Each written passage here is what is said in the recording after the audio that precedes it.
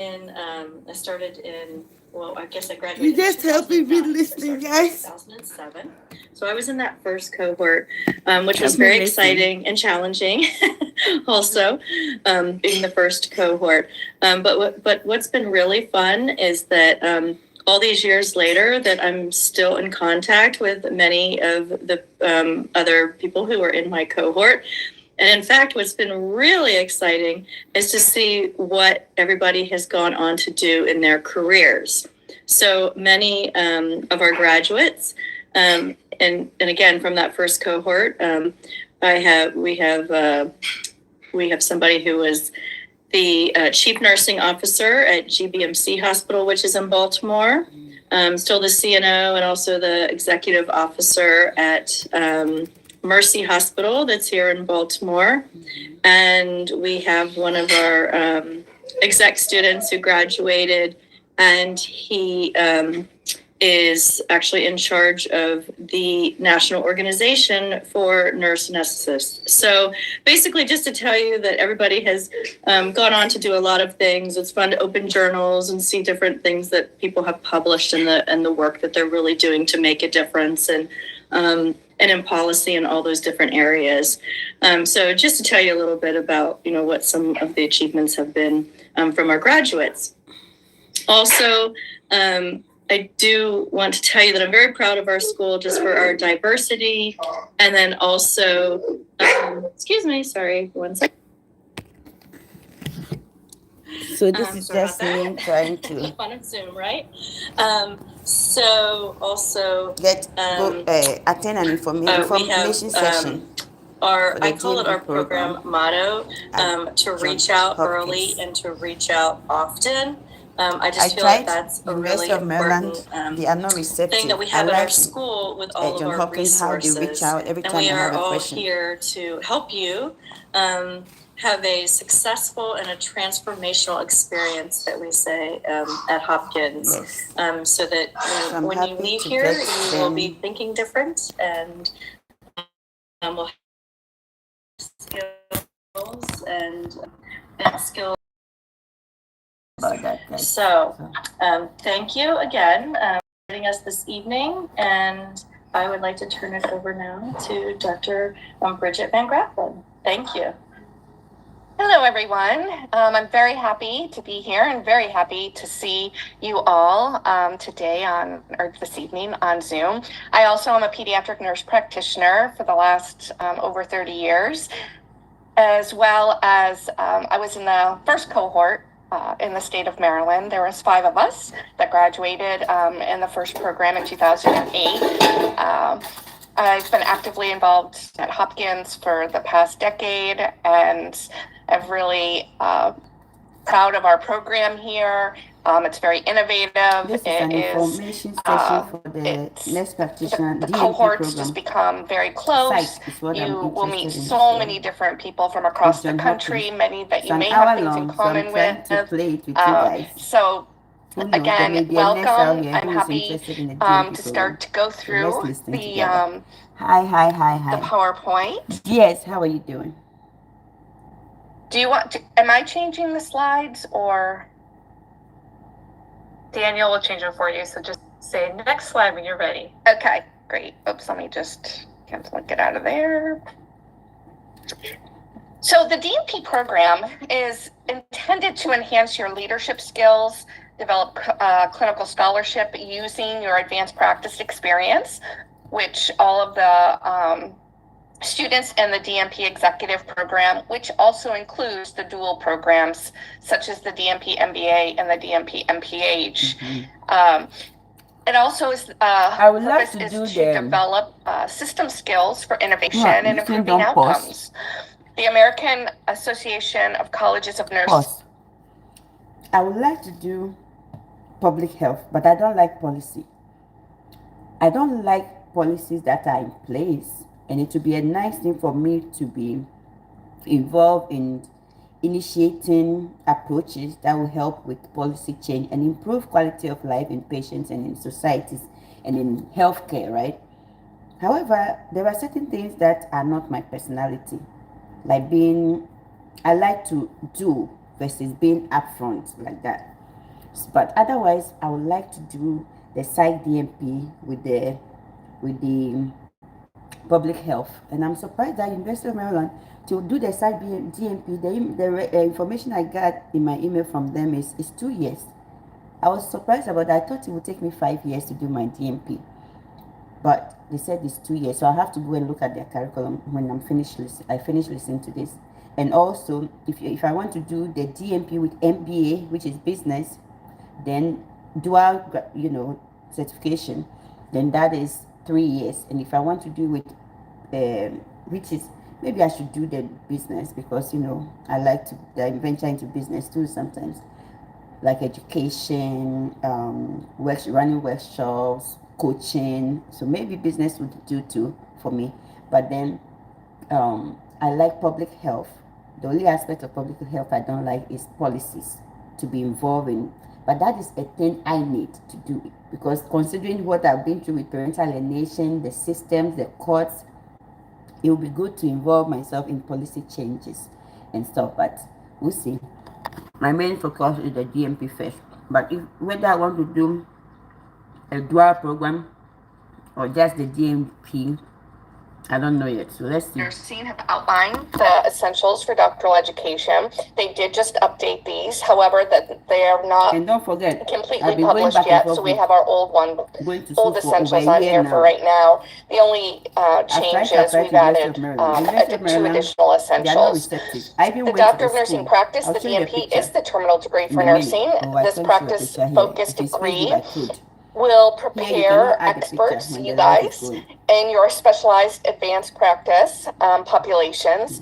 It will build on your master's curriculum and focuses on clinical practice that is innovative and evidence-based. The translation of credible research and data and findings to improve or have more effective clinical practice, and the application of research processes to evaluate outcomes. So again, the American Association of Colleges of Nursing have outlined the essentials of doctoral education, and these are the current essentials that will be updated.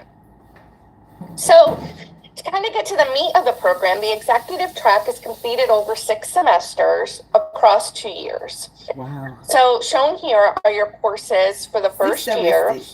And that spans over 3 semesters. So you will always have a summer start. And as you can see, year 1 has 21 credits throughout that 3 semesters. I'm really interested in this. And you will start by right away, the first semester, by identifying, describing the clinical problem or the clinical gap, describe the scope and the significance of the clinical problem. And this helps form the basis for your DNP scholarly project.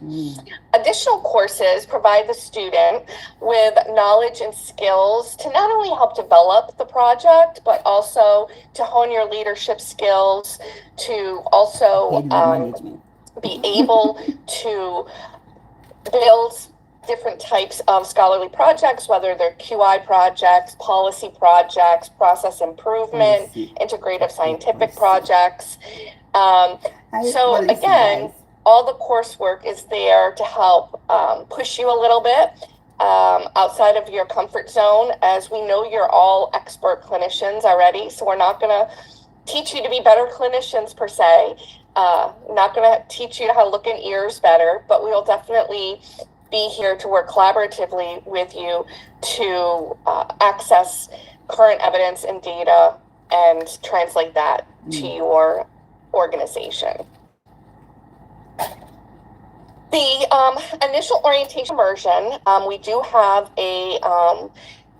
we did move it to a 4-day. Oh, I did update that probably. And that is going to be in your first semester.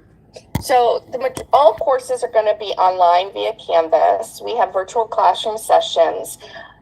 The majority of the program is asynchronous. So again, you're going to move at your pace according to the due dates and everything else of the courses that you're taking. So we do have you come on 4 different times to campus. So semester 1 is a 4-day. It's orientation.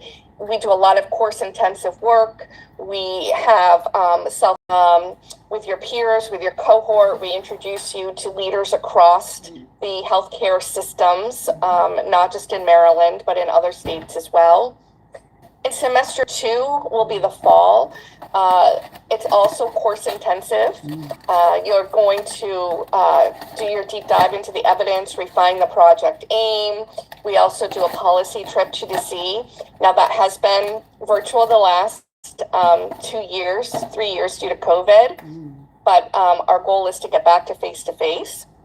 Semester 3, this is a hybrid, so you have the option of joining virtually or coming on campus, and that will be in the spring as you begin to finalize your scholarly project and get ready for ethical review. And then the last time you come is when you will be graduating. So we have you come the day before graduation, and we do a half-day afternoon celebration. We recognize your work. Grades are already due, have already been put in, so it's just really a way to celebrate you. Family and friends can join us at the end, and it's just a great time to celebrate. So your DNP Scholarly Project is really the culmination of whatever that deep dive of your clinical problem is. And then you're going to take that translation of evidence to practice to address the problem, implement and evaluate a practice change intended to improve of either patient outcomes, patient satisfaction, nursing satisfaction, improving healthcare outcomes for populations, or influencing policy, depending upon what your project is. Oops. So again, the DNP Scholarly Project, according to the AACN, it has to impact some type of change, whether it's to a system, to a population, to a unit, to any type of healthcare outcomes, either direct or indirect. And our goal is that this does provide you for future scholarship. We know that the DNP project is done in a very within a time constraint, just because they're semester based. But we're hoping that you learn the process so you can go out and translate the best evidence into practice once you're done. So the practical experience with your DNP practicum hours, you need 448 hours. We accept 552 from your master's program. And so these 448 hours are housed within the project courses, and there's 4 project courses, so 112 hours in each project course. And it is a time for you to perhaps get into places that you might not normally be able to get into because you're a student at Hopkins.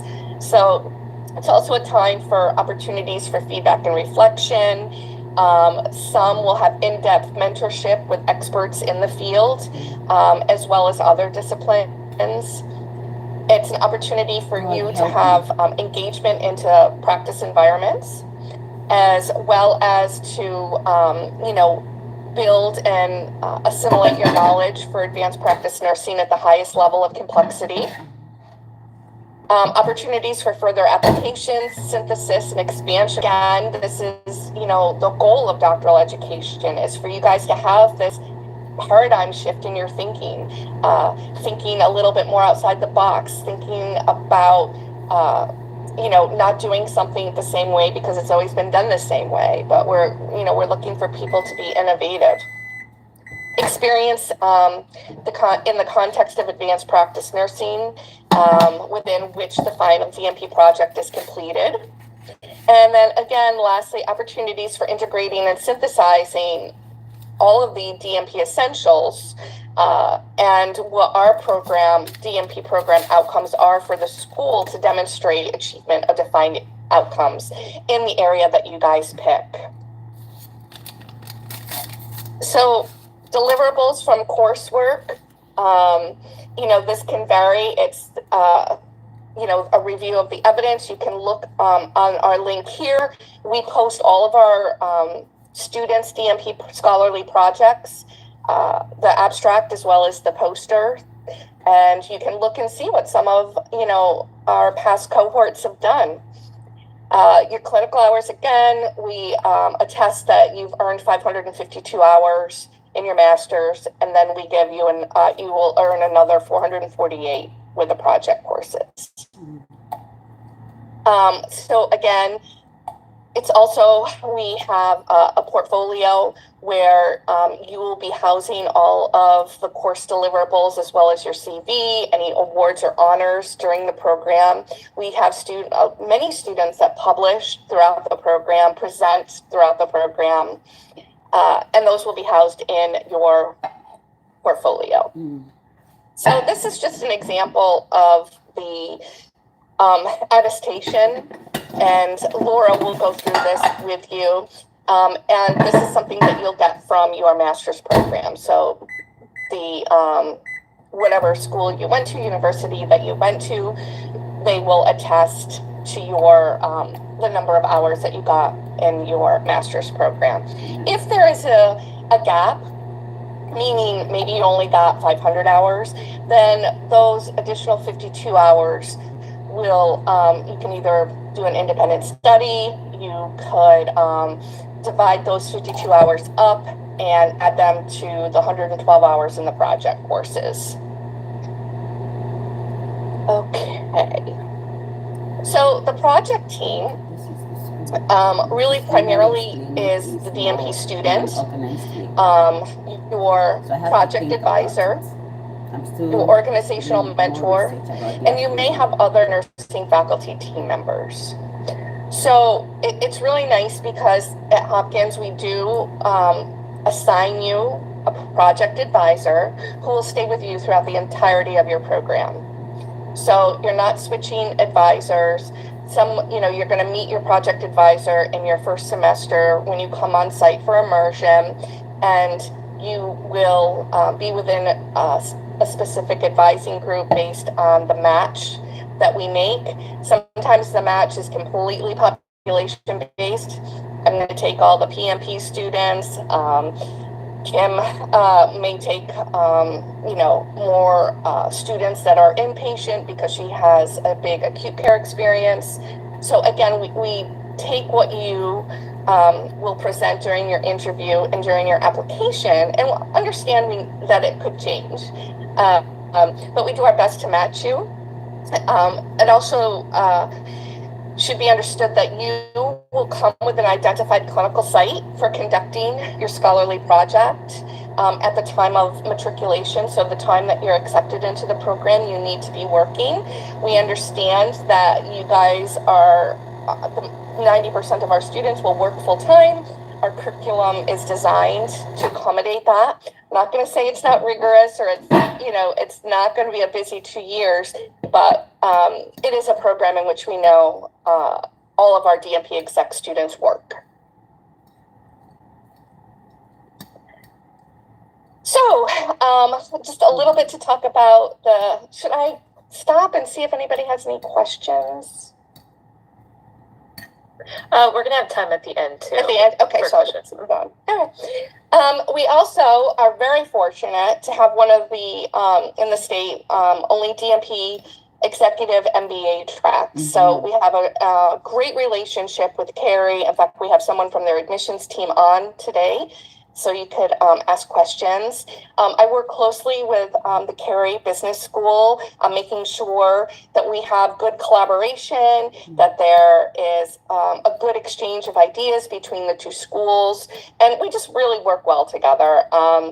We also have one of our students who is a dual DNP MBA student on tonight, so please, I would talk to her if that is an interest to you.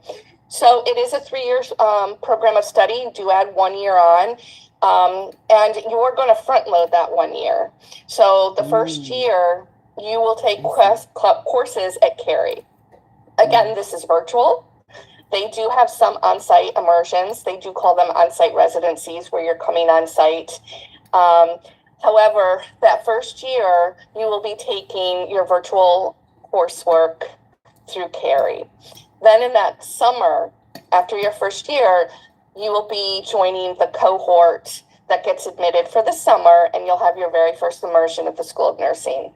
You're still assigned an advisor. I advise all the DNP MBA students at the moment, and we currently have like 40 some in the between the two cohorts. So you will get assigned me in the beginning for the first year, and I do stay with you. However, when it comes to your project, you will be assigned a project advisor as well. So that way there's always open communication. You don't have to feel like that first year that you're not really taking coursework at the School of Nursing, that you're still a School of Nursing student. This is a program out of the School of Nursing, and we just don't want you to feel like for the first year that you're out there on your own. This is an example of the DNP MBA curriculum. So it's a total of 67 credits. So you're taking 21 credits that are unique to Carey. There's lots of opportunities for electives at Carey. Again, once you're matriculated into the program, we have advising sessions, and we'll talk about this. We rely heavily on our alumni to, come back, and our current students to, really help you decide which electives to take. They may say, oh my God, I took this, strategic management course and it was wonderful. And I really heard you want to take, Dr. Brown versus Dr. Smith. So we continually interface you with current as well as graduated students. So to be eligible to apply for the Postmaster's DNP, you must hold a bachelor's degree and a master's degree from accredited nursing program. If you do not have advanced practice licensure or have earned fewer than 552 hours, as we discussed, as part of your master's degree, contact Laura. And, we do have students that take the Healthcare Organization and Leadership Program. They're not advanced practice nurses, but the program has enough clinical hours. So that is something that you could definitely, if you are not an advanced practice provider, you still can apply to the program. And a minimum of a 3.0 GPA is expected. And we have a prereq where you need to take a graduate level biostatistics course prior to matriculation, which, again, all of this information will be made well aware to you at the time of your application. Mm-hmm. So again, there are no GREs or GMAT scores. You will be expected to upload your CV, your goal statement, your work experience. Your 2 years of work experience is required for the DNP MBA, and 2 years of healthcare experience is required for the DNP MPH. And then we do interviews. So all of you will have 2 interviews. You'll interview with 2 different faculty that teach in the program, and this gives you an opportunity to showcase yourself 2 different times. It also helps with basically inter-rater reliability, where you have 2 faculty will then do the interview to do your evaluation. Again, this is the email that you can reach out if you want a list of the pre-approved graduate level biostats course, or if you're not an advanced practice nurse and you need to do a gap analysis on your master's hours. Laura, I feel like you have to go over this, Bridget. I'll go over this stuff too. Okay, go ahead. Oh, should I have stopped at number 14, slide 14? You're totally okay. No, we can go back to the slides from the Carey School of Business, and then Jennifer can finish up with kind of the MBA stuff. Great.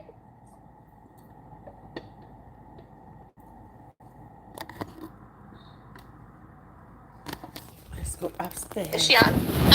Here I am. Hi, Jennifer. Here I am.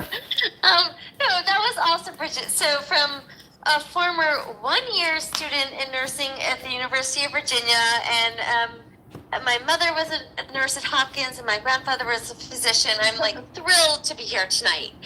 And here I am at the Carey School of Business. So this is our current program director, Michelle. And from what I hear, just in general, to introduce myself, Jennifer Lampton, Assistant Director in the Carey School of Business. I hear from nurses, physicians, pharmacists that they would love to have this extra skill set to enhance what is their primary goal and passion, which is patient care, and be able to do it to the best of their ability and to bring it to as many people as possible. So next slide, please. So at the Carey School of Business, I think Laura's going to share some slides that kind of break this down for you.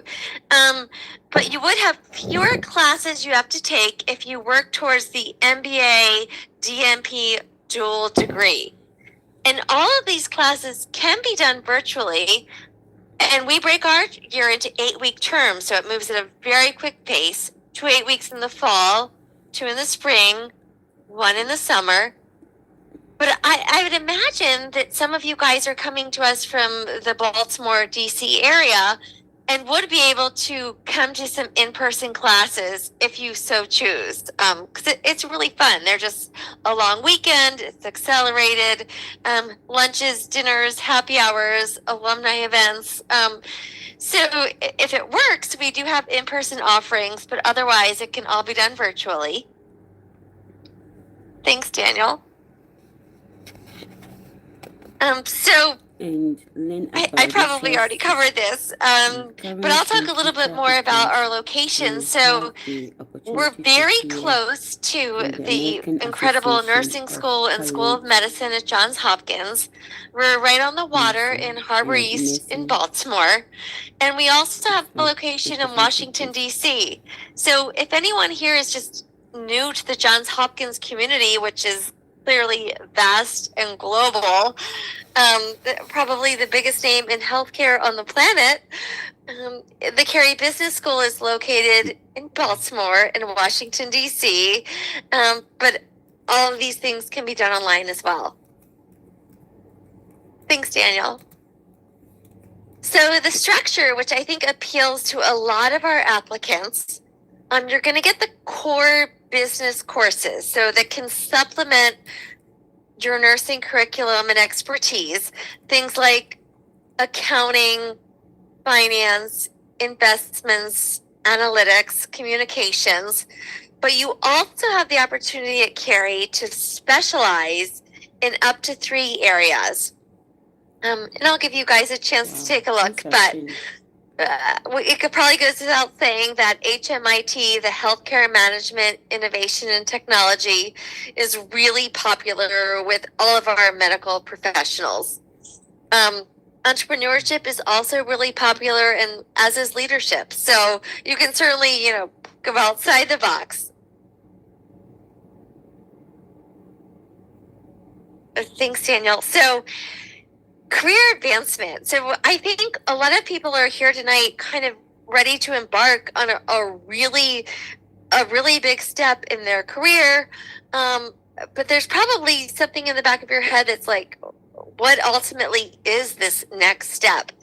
And I think the School of Nursing, as well as the Carey School, we offer excellent career development. So at Carey, we call it career executive leadership coaching, as well as employer relations. So individuals that can coach you through. So I'm a nurse, so I have a doctorate degree, but really, how do I get into this leadership position? So people that can help you get from A to B, as well as employer relations, which are individuals that are going around throughout the country and actually globally at Johns Hopkins to find you opportunities. Just some examples of the sort of stuff we do. So one-on-one appointments. So you guys came here tonight for an hour to talk to us. You could talk to a coach for an hour. You could take a 0 credit, free of charge class for an hour about how to develop your resume, how to network. Not everyone's comfortable with reaching out to this vast Johns Hopkins impressive Blue Jay network. So how do you do that? But all of these resources are here for you at Johns Hopkins through the nursing school and the business school. So this slide just gives you a quick overview of, you guys are here from the healthcare profession, I assume, but what are some of the other areas that Hopkins touches in the business world? The biggest being healthcare. But many other fields as well. So really renowned in technology and finance and government. So if you want to maybe have a specialization in investments or nonprofit leadership, that would be available to you as well in the Carey School. And so I think this kind of touches on all of our points tonight, the network you guys are going to join. I honestly think this slide is probably a little bit outdated. I think the numbers should be higher. So the Carey Business School being pretty young at Hopkins, so 2007-ish, but the global worldwide Hopkins network much faster, and it's something you could certainly tap into.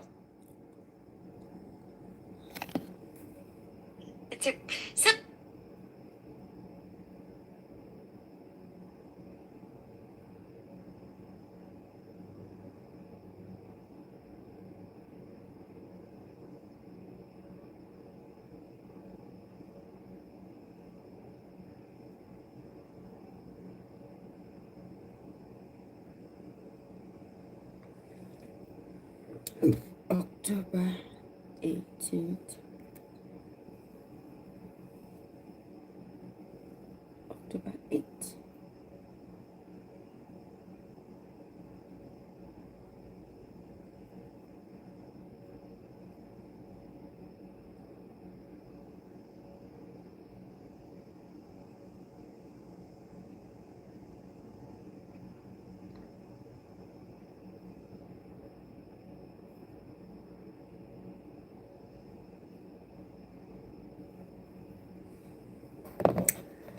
Yes, so in case you're just joining, this is me. It's been 1 to 2 years, or at least 1 year now. I've been trying to look into DNP programs, and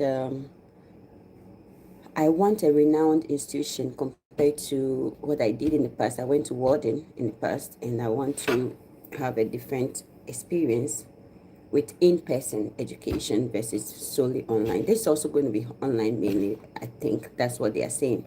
But we will have we'll meet our professors, we'll meet with our colleagues, we will actually see human beings. I never know any of my teachers or my classmates in person to this date. So I think that I want to continually have a network with my colleagues, even after schooling. So that's what I want to do this time. I want to go to an institution. But the issue lays between me having a job I like and a stable income before going to school, and that's why it's taking me so long. That plus family responsibilities, the kids, the courts and stuff. Finally, I feel like that phase is wearing out slowly. So I'm thinking, and if God being so good and things work in my favor, I would like to go back and do my DNP. So I think this is a good thing. I'm getting more information on different schools, and I think this is but I'm kind of liking the information. Some you are other giving so upcoming far. events. So Yeah, no, if listen, you're close by, or even if you're not close by and you want to make a because I'm little just trip to listening too. Baltimore, And we if have you're lost virtual and somewhere, you in-person never know. tours. This might be information you And need to. you know, we're not your typical at the business school. We have a gorgeous like glass And I'll tell you, high-rise a lot is waterfront changing. property that isn't a Going back typical, to you know, school is brick and actually ivy Hopkins institution. going So back to school. if I you want to feel come like on it's over a and good check it out. thing because I'm realizing that a lot has changed. I never knew about this nursing class. This is the first time I'm hearing about it, and this is one thing I like about John Hopkins versus when I try applying to University of Maryland. They keep sending you all the information, all the updates in nursing, all these things. I never knew there's a nursing centralized application service preparing and strengthening your nursing application. You know, I think that this is a good thing. I didn't know that in the whole US now, this is the new thing that you have to go to centralized application system to send in your application. I didn't know that. So good to be here. Check it out. We'd love to see you. Thanks, Daniel. Awesome. Thank you, Jennifer, and thank you, Bridget. So let's talk a little bit more about the admissions requirements that Bridget kind of touched on. I think one of the most important things for both the DNP executive and DNP. I'm sending out my unofficial email and transcript right now. I'm sending out my unofficial transcript. Is that we do not require the GRE or GMAT. So yay, no entrance exams. That's always exciting. So this is pretty typical of what you'll have to submit for our applications. So making sure all college transcripts, even if you got a degree before your nursing degree, we need those transcripts. So any college or university transcript you will need to submit. It must be official. A copy of your licensure. You need 3 letters of recommendation. If you've been out of school for a while, that's totally okay. 3 professional recommendations is totally okay for you to submit. So I know it says 2 professional here and 1 academic, but 3 professional totally works for this program. Your current resume or CV, I always say to lean more towards a CV. For this program, we want to see kind of everything you've been involved in. So if you are involved in organizations at work, in your community, include that in there, whether it's healthcare related or not. If you've been part of some other students' DNP projects at work, put that as well. So make this a little bit more like a CV. Don't feel like you have to compress everything into just a couple of pages. We want to see sort of everything that you have been doing in kind of your career trajectory. Both programs will have a goal statement. Just in general, why are you interested in getting your DNP? We want to know that you understand what a DNP prepared nurse is and what that means. And then we want to know if you have an idea of what you want to do with it afterwards. You know, if you have some career goals, maybe you're not sure yet, but you know that this is what you want to do. So you'll talk about that in your goal statement. And then you will make a project proposal. You know, Dr. Van Grafflin said this at one time in orientation. I think it's so perfect. You do not need to have a solution to your problem coming in. We just need to know that you've identified a clinical problem. That is the central theme of this program, is how you learn how to find that solution. So you just need to make your proposal. If you are applying for the DNP MBA, you need to talk about why both of those degrees are important to you and how that MBA is going to influence that clinical problem in your scholarly project. So you'll want to make sure to include that as well. And then if you're moved forward to an interview, you'll interview with 2 of our faculty members, which I think our faculty are pretty cool. So I think that's usually a pretty fun interview. Deadlines. So for both of these programs, your first priority deadline is November 1st. Those that get their application in by that time will usually interview in December. And then you'll want to, if you can't get everything in, which is totally understandable, you can submit anytime between then, and then you're going to want to try to get everything in before January 15th. Like we mentioned before, this program starts in the summer. So we will start towards the end of May. So you want to try to get everything in and submitted so that you can kind of get prepared for the program. So your admissions prerequisite, you do have to have completed a graduate level biostatistics course. This does not need to be completed by the time of application, but the deadline to submit a transcript for this course is May 1st. So that is the deadline, and you must earn a letter grade of B or better. If you have taken, let's say, a research course in your MSN program, that's not going to qualify as a statistics course. It has to be an entire statistics course. So you can email the email here or the email, my email, which I'll put again in the chat. And we have a list of approved courses that I can send you with multiple options for online. Again, we talked about those clinical hours. If you don't meet that 552, also email me and we'll talk through options, and we'll kind of figure out a solution for you, and see kind of how you best fit for the program. And then the next, I think there's one more. Yes. So our entire application happens through the centralized application service called NursingCast. So at www.nursingcast.org, you will find our application. This is where you will fill out the application. You will send all official transcripts directly to them. There's directions on how to do that. They take electronic transcripts, they take paper transcripts, and there's directions on that site of how to do that. You'll also answer all your essay questions there. You'll put all your recommenders, my apologies, all of their information there, and they will upload their letters to that service as well. So you will send nothing to us. Everything goes directly to NursingCast. They will tie it up, put it in a nice bow, send it to us, and then we will start reviewing. We also do have merit-based scholarships. You'll automatically be reviewed for this through the admissions process. And then if you get a scholarship, that would be in an acceptance letter. We have tons of funding options also on the website for outside funding. And we can talk further on that. We usually have a financial aid session, usually around January, February. So we'll discuss that after the new year. All right. So this is my favorite part. We're going to have our student panel. So we have 3 students, and you can take down the slide too, Daniel. We want to see everyone's lovely faces. We're going to highlight the students. So I'm going to have, we'll start with Sarah. If you want to introduce yourself, say what you currently do, and then the program that you're in, and then we are going to graduate. So I am Sarah Osorio. I am a GI nurse practitioner, and I am currently in the DNP MBA program, and I graduate in May of 2024. So this is my last year.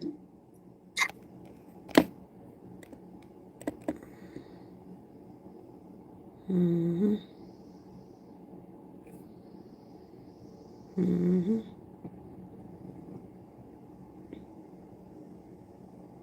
Mm.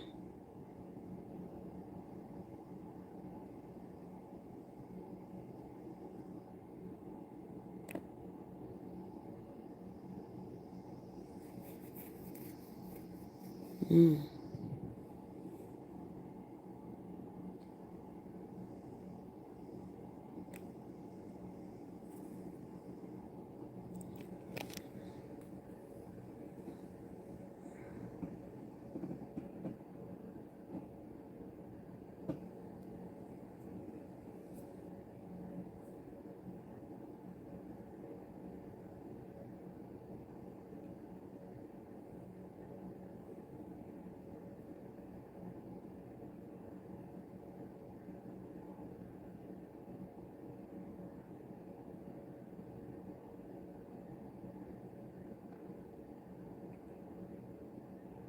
Mm-hmm.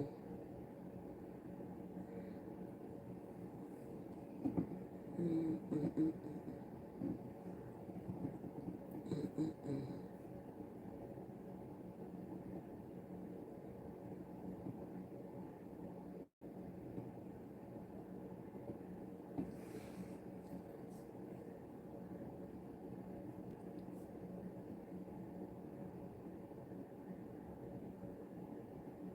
Yay, I know. Oh my gosh. I can't believe you're almost done. All right, Crystal, you're next on my screen. Sounds good. My name is Crystal Bennett. I am in my last year as well. I'm in the DNP MBA with Sarah. What do I do for work? So I'm one of the few who is not a nurse practitioner by background. I obtained my clinical hours through my master's in healthcare administration, practicums. That's the word I was looking for. And so, happy to touch base with anyone on that. And I'm sure we'll put contact information somewhere from us as well. But it's not, as long as you meet the minimum requirement to apply, it's not something that I would be concerned about. But yeah, happy to be here. Thanks for having me. Thank you. And Maria. Hi everyone, my name is Maria Lamont, and I, like Laura said, I'm in the DNP exec program in my second semester, so new, but more experienced than the people that haven't started the program yet. I'm licensed as an acute care nurse practitioner with a focus in palliative care, and I can tell you, even though this is my second semester in the program, I can't emphasize enough how much I've already learned, how much I've grown, the incredible people that I've met. I promise you, this is not a Kool-Aid that we're all drinking. It's facts. So everything that you hear during this hour, it's absolutely true. So what you're witnessing is what you're going to experience. The program has been wonderful. Yes, thank you, Maria. I always think it's helpful to have someone who's still, within like their second semester, they still remember sitting here in a virtual session learning about the program. So thank you all for joining us. So my first question to you all, because I talked to a lot of students and they are trying to figure this out. When did you know it was the right time to go back for your DNP? When did you feel like, okay, I'm ready to kind of take this on? When you have job, you have good income. I can take that. I don't know if friends from the Johns Hopkins program are going to think this is funny or not, but it is kind of funny. So I was in my master's program, my MSN program, and I thought long and hard about when to start that program. I had wanted to start it years earlier. And I had aspirations to be a nurse leader, and my nurse manager told me, you're too young, you have too little experience, you have no business starting your master's program. So I listened to him and I held off. And I missed out on an advancement opportunity because of that, a promotion that I was already doing the role for and just simply didn't have the degree for. And it was at that moment that with a lot of coaching from my, director at the time, that I realized that, especially in healthcare and in nursing, that, your career is not defined by the number of years that you've done something. It's really defined by the experiences you have and the goals that you have. And so at that point, I knew, and I really felt very inclined to go directly from my MSN program to the DNP MBA program. I also will wholeheartedly say that I wanted to obtain the knowledge and the curriculum that came with both of those degrees, and I could expand on that for a very long time. But what ultimately tipped the decision was that little bit of inspiration from saying I never should have listened to him. And I, had what I needed all along to move forward with my education. Yeah, feel free if anyone else wants to answer that. So I actually graduated with my MSN in 2007. And so it was a very long time, 13 years in the making, basically, before I decided that I've always I love education, and eventually I would love to teach. And that's really kind of what pushed us along. But every year I just felt like the DNP programs that I looked at were just not for me. It was just not, it wasn't time yet, basically. I think just as nurses, we have this curiosity about what our patients are experiencing and the problems that they have. And we just have this underlying behavior to solve things. And so we want to kind of I always was like, oh, this is a problem, but I didn't know how to express that. I didn't know how to make that known. And it's one of those things where you are attracted to QI, but you don't know why you are. And so and this whole process, it was just like, it's time now. It was, talking to my family, and they're always like, you love school. And I'm like, yes, I do. I love it wholeheartedly. And so it's just the timing of things. And I think it was just that the fact that Johns Hopkins was online, it's a great name, that dual degree. I don't know. I like the idea of having it because being on social media is part of business.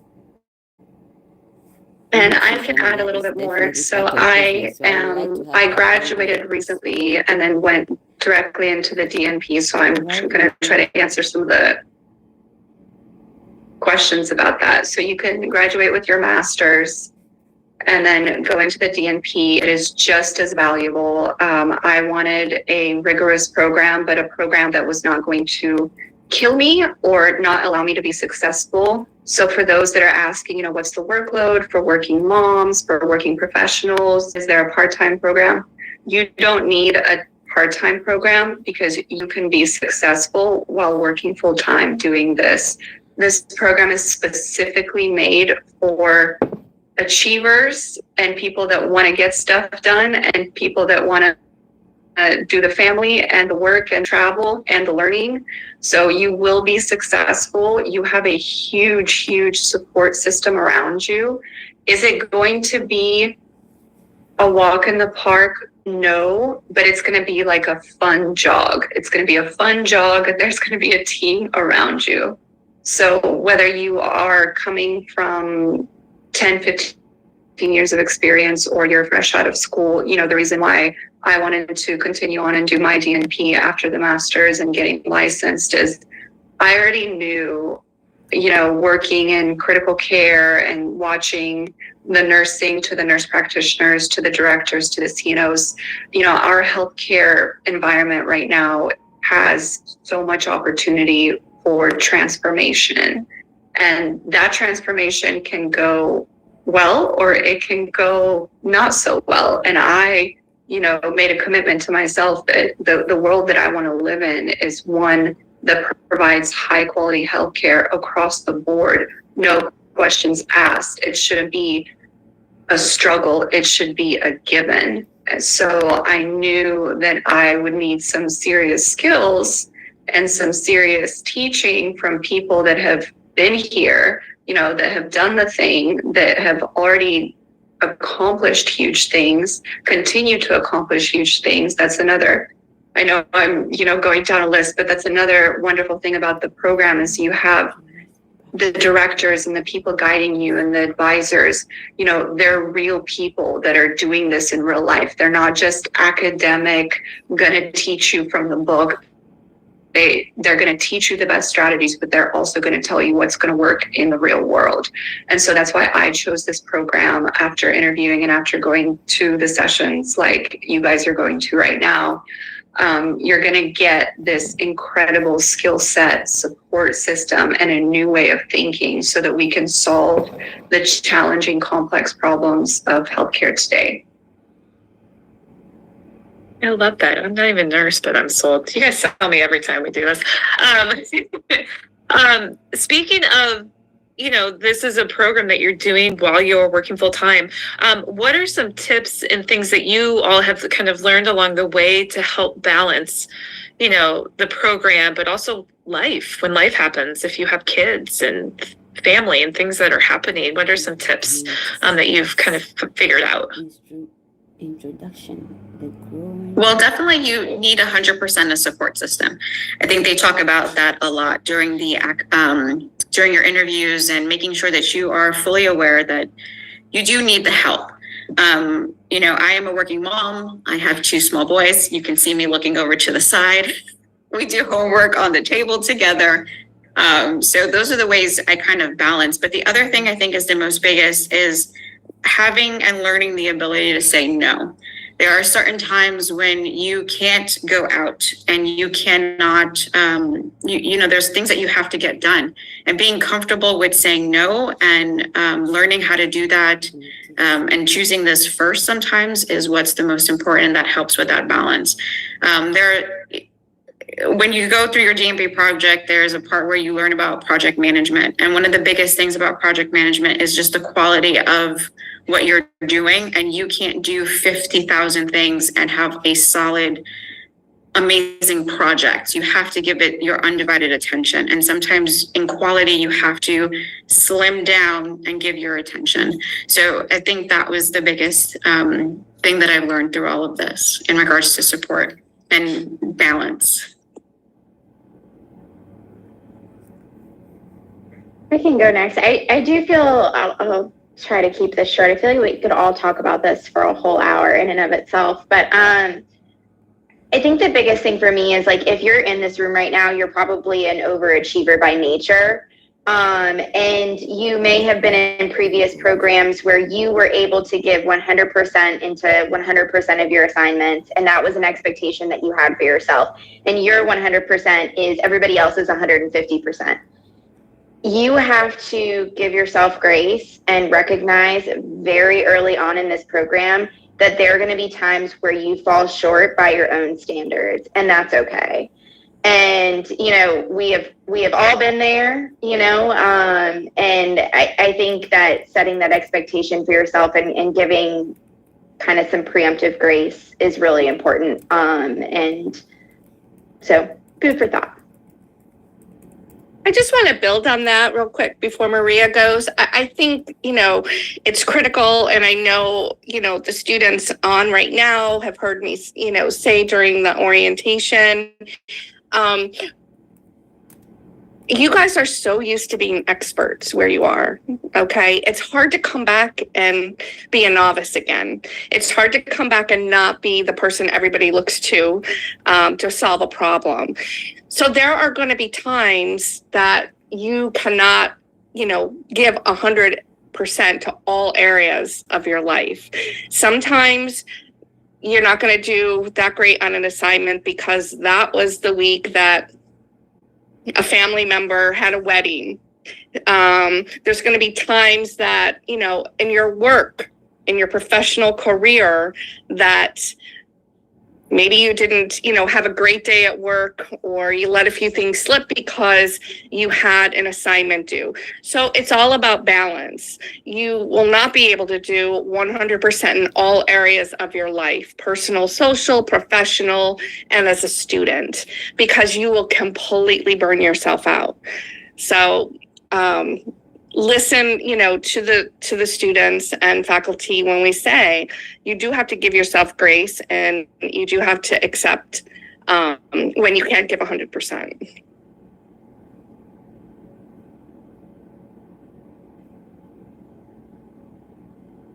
My 2 cents is you cannot emphasize enough how many people will be fully committed to your success, regardless of what time zone you're in, what family structure, what work transition, what state transformation.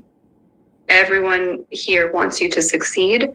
And the one thing that I will say, you know, besides having a planner and having boundaries, exactly how everyone else said, preemptively tell people, yeah, I'm doing my DNP. Yeah, I have classes, so that you don't have to say no as much because they're already aware that you have this going on.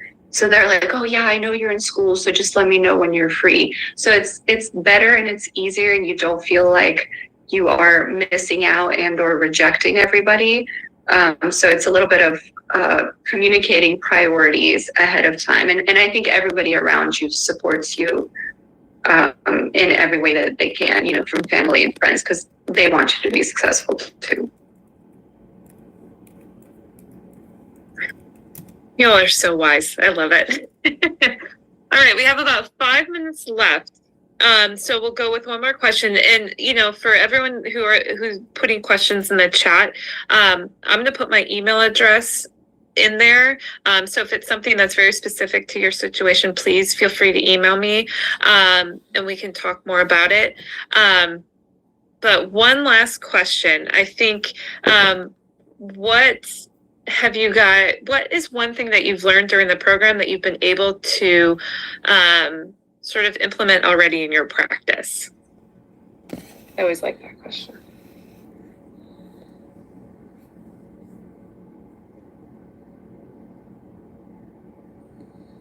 There's so many things. It's like hard Take to this one first. Can I take this one first? It's very, I'm gonna tell you what I didn't know, but also incredible learning going on. So one of the things that I've learned during our health policy class is there are these things called safety net hospitals. I've never heard this term, but after understanding how our healthcare system is such a complex, web of these hospitals rely on these, and if this one safety net hospital that kind of takes the brunt of the community's healthcare needs goes away, then everybody suffers. And that's why, safety net hospitals have such a difficult time being profitable and staying open. And that's why we need policy support, etc., in our country. And so as soon as I learned this, I realized, I was like, oh, that's why it's so difficult in this. I work at a safety net hospital. This makes a lot of sense. So then from that moment on, I started going to every single person I knew at work. I was like, have you ever heard of a safety net hospital? Do you know what that means? Do you know what the implications are? This explains so much of where we are and where we're headed. And so now we have this whole, culture shift of understanding a new layer of where we are and how we got there and where we want to go and what we're going to need to do about it. So that was just incredible. I know it's one little term, but it has such a huge impact already. So that's what I've learned. And the other little term that I learned is don't focus on the solution. That's one of the things that from the very beginning is kind of like we come in here, oh, I know how we're going to solve this problem. No, but that whole process of learning what the problem is, like, why is this, why, and getting really down to that nitty gritty of it, I think that has helped so much. Like, and again, innate, we always ask, as we talk to our patients, but why is this? How does that happen? And we get really to the root of the problem. And I think that is something that not only in clinical practice, but also just in general and in healthcare, all the problems that we see and in business, we can just continue to ask those questions to find out what exactly the problem is so we can in fact find the best solution. I think the biggest thing that I've learned and been able to implement has been kind of the process of change management that's been required for the DNP project itself. I will say when this is done, and I'm about 4 weeks into the 12-week implementation, I'm sure Sarah's in a similar place. When it's done, it's going to have been the hardest thing I've ever done professionally. It is 100% achievable and doable, and it should not be intimidating, but I will feel the most accomplished and I feel like the most lessons learned in terms of soft skills of change management and obtaining key stakeholder buy-in and working through difficult culture.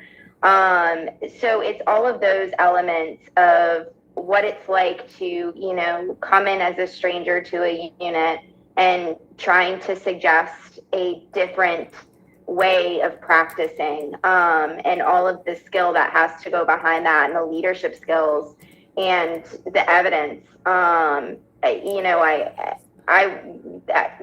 I will be very proud of that one that's done, and I've learned a lot from that and have been able to apply that in a lot of aspects of my career, life, etc. This is what I need to do. Public health. Oh, that's awesome.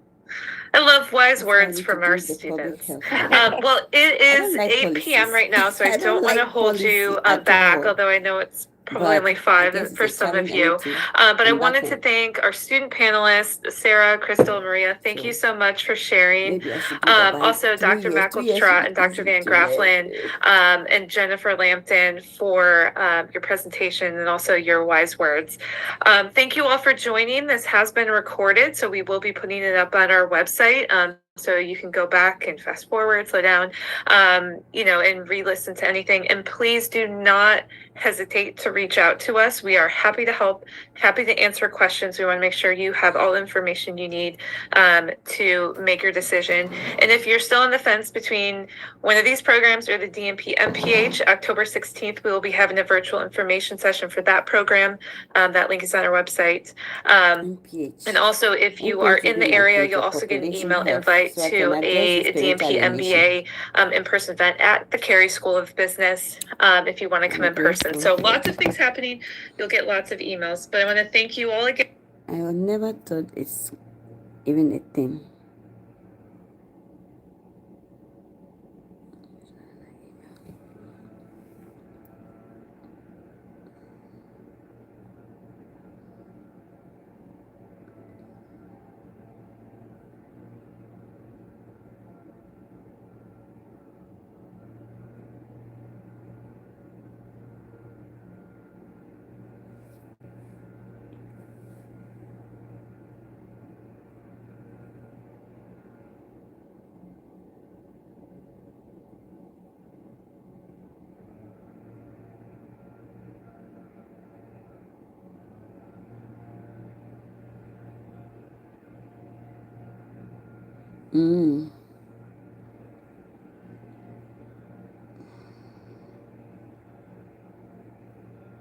I spoke with the NSA office yesterday, and okay, guys, glad you were here. Those who were able to listen, I just didn't want to be bored listening to it alone. So, thanks for being here.